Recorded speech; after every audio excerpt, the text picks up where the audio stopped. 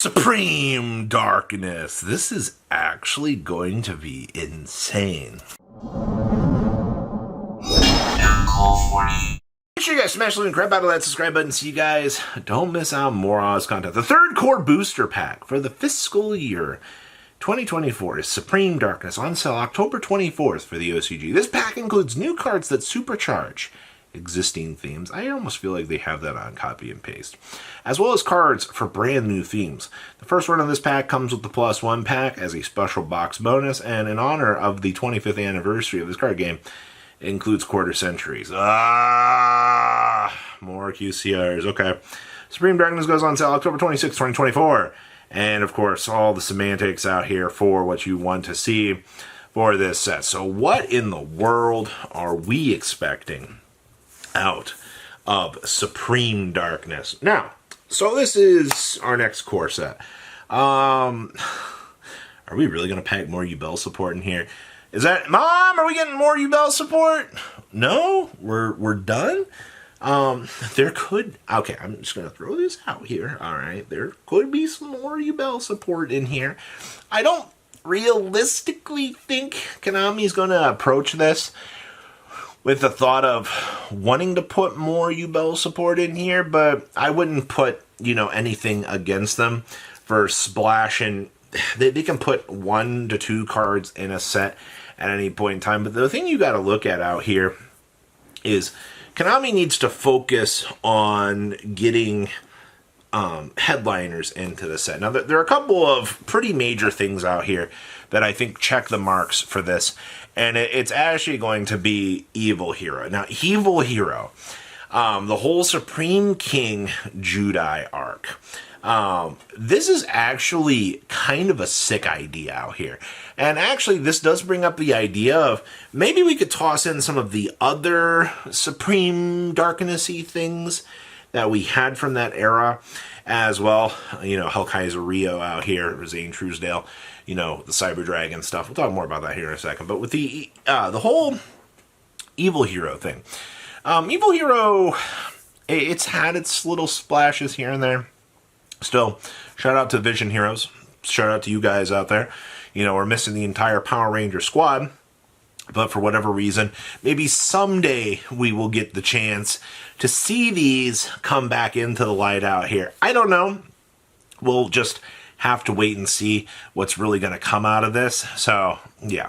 Now, in terms of what we could possibly give for the whole Evil Hero thing, probably some retrains on some of the bigger Evil Hero stuff.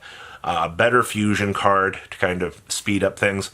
And honestly, we already retrained most of the hero stuff, so dedicating some slots to the Evil Heroes, kind of give them power-ups. So you typically get, 8 to 10 power-ups for these sorts of sets. I don't actually have a problem with this.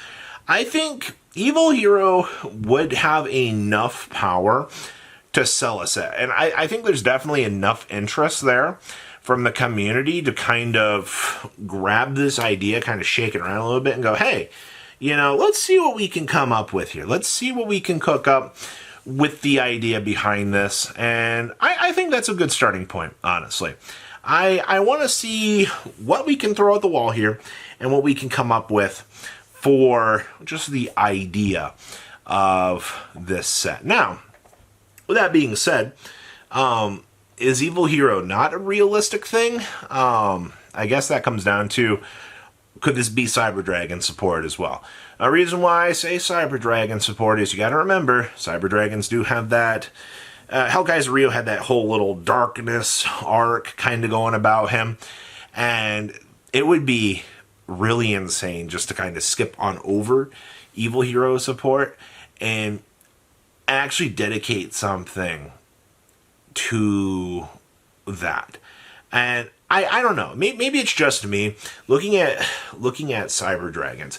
We did get the Tactical 3 deck. All right, we know that Cyber Dragon support, if you're selling these 3 decks, there should be support out here. All right, Cyber Dragons are on the table right now. They have been for months. And if we're just gonna punt that and not actually use the Cyber Dragon part of what we've got going on here, I feel like that's a complete and utter waste, in my opinion. I want to see something come from Cyber Dragons, at least in terms of a power-up. That would be cool. And I think Supreme Darkness would be just an eviler side of Cyber Dragons.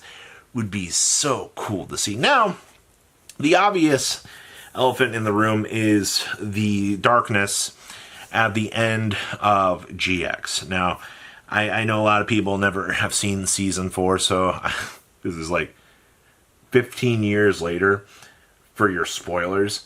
You got to keep in mind that you had the ability, what was it? You had the ability to shuffle them face down and then shuffle. Yeah, you got the ability to gain effects based on, you know, how many got flipped up between, you know, the darkness cards. It was a pretty interesting mechanic. And then, of course, he had all of his cards. But I feel like to make the darkness cards and not have them be a beginning theme for Animation Chronicle to kind of give note to this does kind of tell me that we're not going to get the darkness cards, at least in this set. One, you're going to need more than 8 cards, 10 cards, to slot in basically a final boss like this. But with the way that the themes have been going, it does kind of feel out of place. I mean, Yubel did feel a little bit out of place to make those cards, but Yubel does have a tie-in to the main character. So to be dedicating some slots to those darkness cards, I don't foresee that happening. I don't know. As much as, you know, we've wanted the darkness cards, you know, I guess if they do dedicate an arc to this for these sorts of powers, does that mean that Z1 could, like, get more support later on? Like, all those the Time Lords out here, too? Those are some major talkabouts out here. But Supreme Darkness, even though we have a very dark thing. Oh, we should also talk about Supreme King Dragon Zark, too. Keep in mind we did get the little Arc Ray, little nice 5K dragon out here. He's a good boy. Yes, he is. He's changed his ways. But you've got to remember, there was a big darkness inside of our Pendulum player.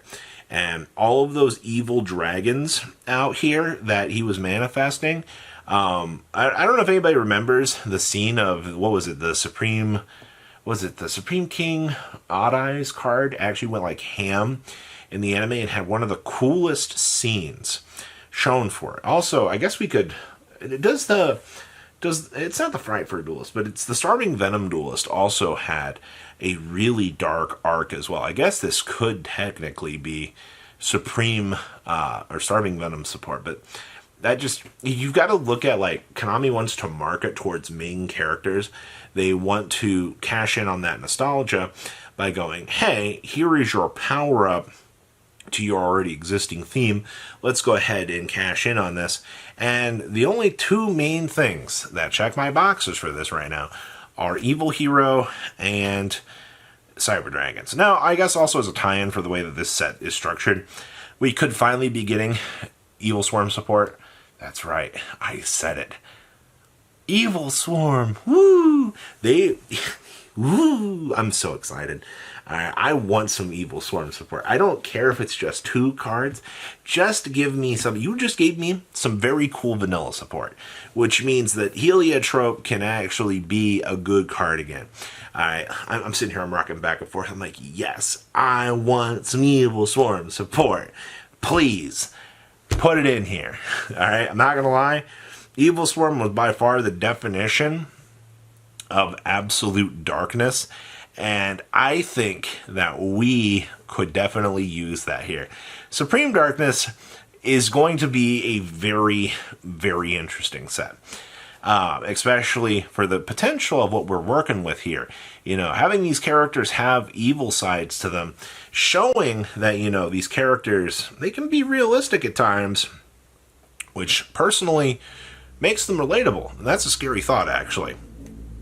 Relatable main characters that all have to deal with darkness on the inside. Oh, that's a scary thought. So, what do you guys think? Please, comment down below, tell me what you guys think. I'll see your beautiful faces back. You learned it, guys. Peace.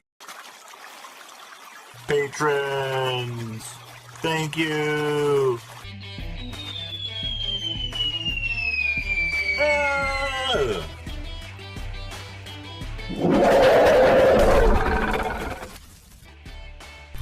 Thank you so much for watching. Check out these other videos.